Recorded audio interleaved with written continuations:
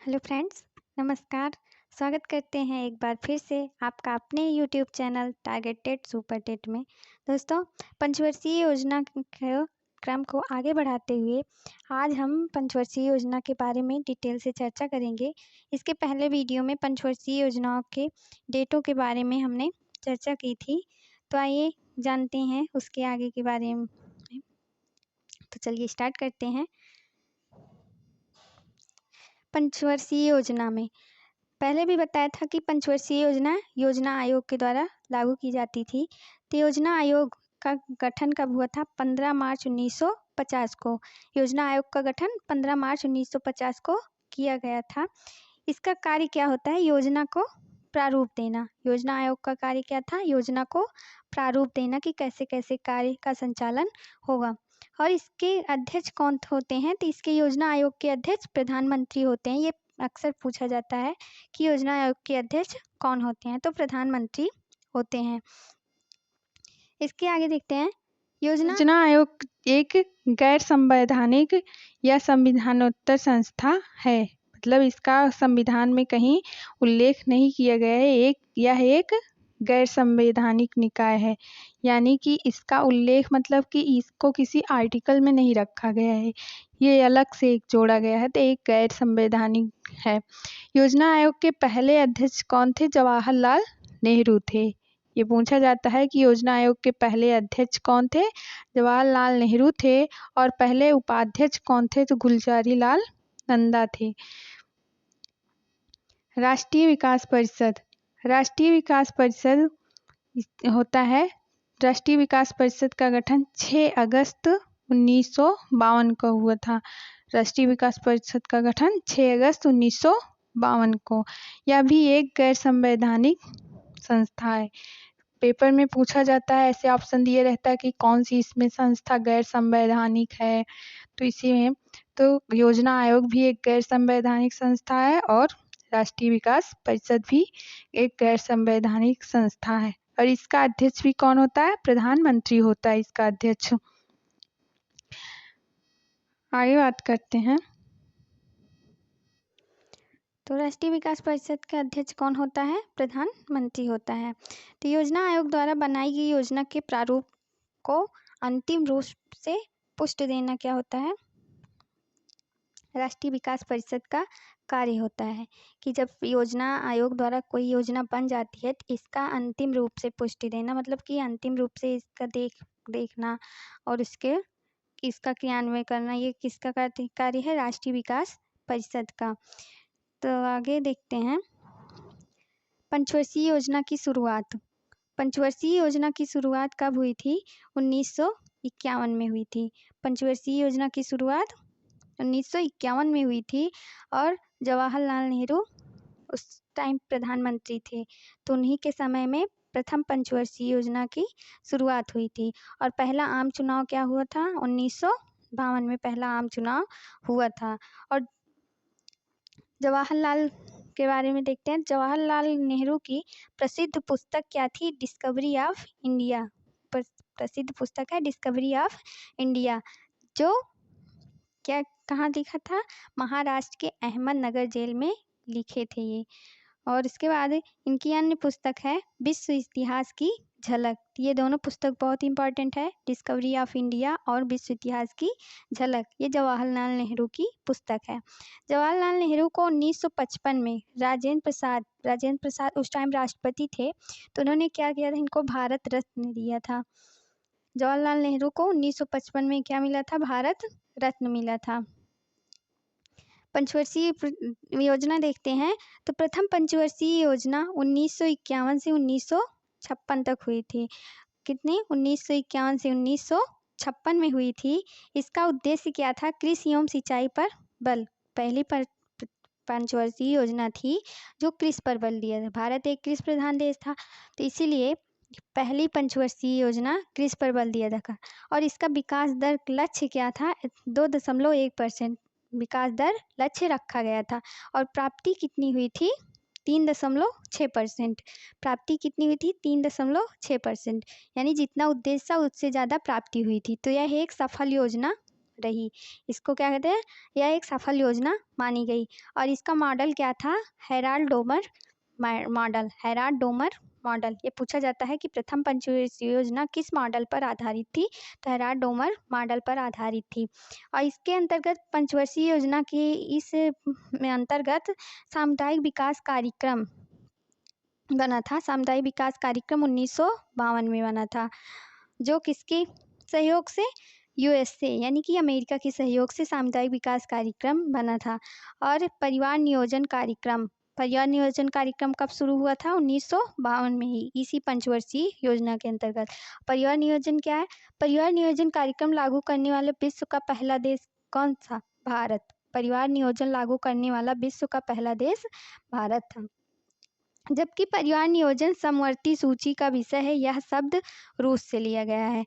परिवार नियोजन समवर्ती सूची का विषय है, यह कहाँ से लिया गया है, रूस से लिया गया है। तो राष्ट्रीय प्रसारण कार्यक्रम, ये हुआ था राष्ट्रीय प्रसारण कार्यक्रम 1953 में इसका गठन हुआ था। और कृषि के सिंचाई हेतु 3 परियोजनाएं चलाई गई थी। प्रथम पंचवर्षीय योजना में ही कृषि पर बल दिया गया था, तो उसकी सिंचाई हेतु 3 परियोजनाएं चलाई गई थी। दामोदर घाटी परियोजना, हीराकुंड बांध परियोजना और भाखड़ा नागल बांध परियोजना। दामोदर घाटी परियोजना ये देश की प्रथम बहुउद्देशीय परियोजना थी और दामोदर नदी पर हुई थी, ये सबसे पहली योजना थी। और हीराकुंड बांध परियोजना ये महानदी पर बनाए गए थे, जो कि उड़ीसा में है। और भाखड़ा नागल बांध परियोजना ये सतलुज नदी पर, हिमाचल प्रदेश में। तो ये सिंचाई के लिए 3 परियोजनाओं का संचालन किया गया था।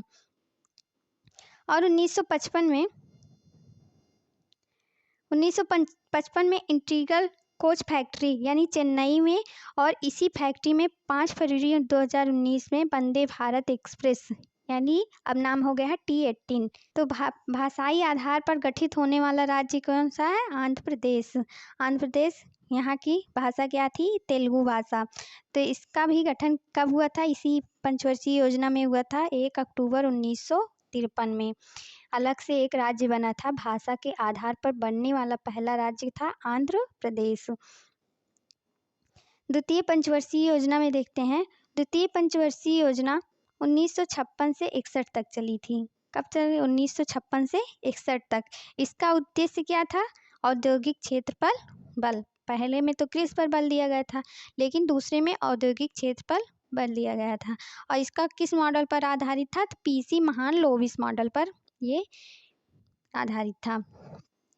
इसका लक्ष्य क्या था, 4.5% इसका लक्ष्य था, लेकिन लक्ष्य की प्राप्ति कितना हुई थी, 4.3%, यानी थोड़ा सा अंतर था, लेकिन ये भी एक सफल योजना ही मानी जाती है। और इसके अंतर्गत 3 इस्पात कारखाने की स्थापना हुई। 3 कारखानों की स्थापना हुई, इस्पात कारखानों की स्थापना की गई थी। उसमें तो पहली पंचवर्षीय योजना में 3 बहुउद्देशीय परियोजनाओं का कृषि के लिए किया गया था, और इसमें औद्योगिक विकास के लिए 3 इस्पात कारखानों की स्थापना की गई थी।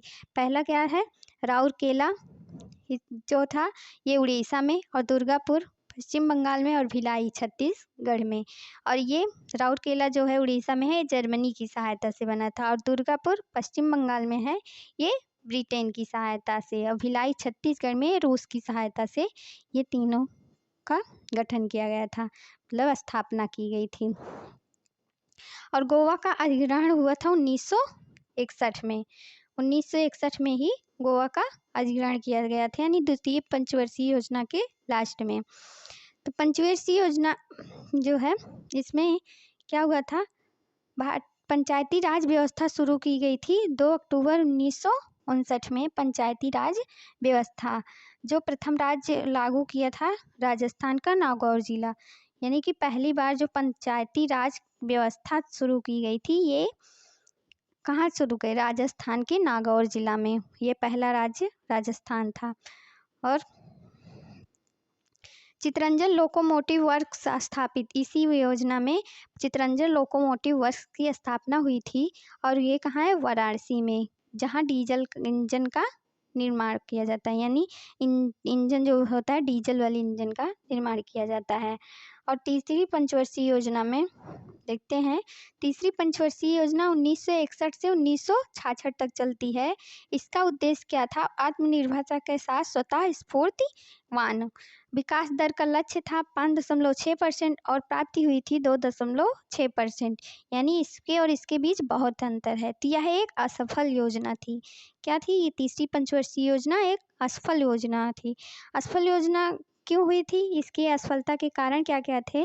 पहला कारण था कि भारत चीन, इसी के बीच भारत चीन युद्ध हो गया था 1962 में, और भारत पाक युद्ध 1965 में हुआ था, और सूखा और अकाल पड़ गया था 1965 में। तो इसी कारण ये क्या हुए, इसकी प्राप्ति कम हुई थी। यानी कि देखिए 1961 से 1966 तक तो ये चली थी, लेकिन 1961 से 1966 तक ये पंचवर्षीय योजना थी।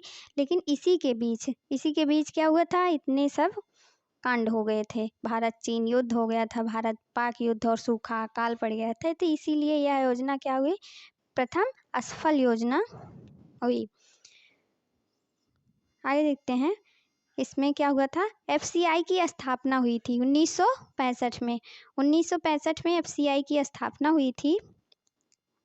यानी FCI food corporation of India, भारतीय खाद्य निगम की स्थापना हुई थी। और तीसरी पंचवर्षीय योजना में क्या हुआ था? एक इस्पात कारखाना फिर से बना था, बोकारो स्टील प्लांट, जो कि झारखंड में है और रूस के सहयोग से बना था। 3 तो दूसरी पंचवर्षीय में बने थे, लेकिन एक बोकारो जो था, बोकारो स्टील प्लांट झारखंड में है, रूस की सहायता से बना था। ये तीसरी पंचवर्षीय योजना में बना था। तो इसके बाद क्या हुआ? जब ये योजना असफल रही, उसके बाद क्या हो गया? योजना अवकाश लग गया। तो योजना अवकाश जब हुआ, कब से कब तक? 3 वर्ष के लिए था, 1966 से 1969 के बीच में। और इसी में क्या हुआ था? एमएसपी की शुरुआत हुई थी 1966-1967 में। एमएसपी की शुरुआत की, यानी न्यूनतम समर्थक मूल्य, मिनिमम सपोर्ट प्राइस। और वर्तमान में 25 फसलों पर एमएसपी दी जाती है। कितने फसलों पर? 25 फसलों पर एमएसपी। और इसी के बीच क्या हुआ था? हरित क्रांति की शुरुआत हुई थी। हरित क्रांति की शुरुआत 1966 और 67 में हुआ था। 1966-67 के बीच हरित क्रांति की शुरुआत की गई थी। इसमें क्या लक्ष्य था हरित क्रांति का? मोटे अनाज के उत्पादनों पर जोर दिया गया था। मेन इसका केंद्र क्या था? मोटे अनाज का था, तो इस पर जोर दिया गया था। तो हरित क्रांति में 5 फसलों के उत्पादन पर जोर दिया गया था, और जिसमें मुख्य फसल गेहूं थी। ये पूछा जाता है कि हरित क्रांति का जो मुख्य फसल थी वो क्या थी? तो हरित क्रांति की जो मुख्य फसल पर जोर दिया गया था वो गेहूं थी। और वैसे तो 5 फसलों पर उत्पादन पर जोर दिया गया था: गेहूं, चावल, ज्वार, बाजरा, मक्का, मोटे अनाज। ये दूसरी हरित क्रांति की मुख्य फसल चावल थी, और पहली की गेहूं। हरित क्रांति के जनक, भारत में हरित क्रांति के जनक एमएस स्वामीनाथन थे। और विश्व हरित क्रांति के जनक कौन है? Norman Borlaug. ये कहाँ के हैं? यूएसए, अमेरिका के हैं। तो हरित क्रांति के जनक कौन है भारत में? एमएस स्वामीनाथन। और विश्व में हरित क्रांति के जनक नॉर्मन बोरलॉग, यूएसए के हैं। तो आज के लिए बस इतना ही। इसके आगे की हम अगले वीडियो में बात करेंगे। अभी जो पंचवर्षीय योजनाएं बची हैं, तब तक आप इसको देखिएगा, पढ़िएगा और रिवीजन करिएगा। तो मिलते हैं अगले वीडियो में, तब तक आप अपना ख्याल रखिएगा। Bye, take care.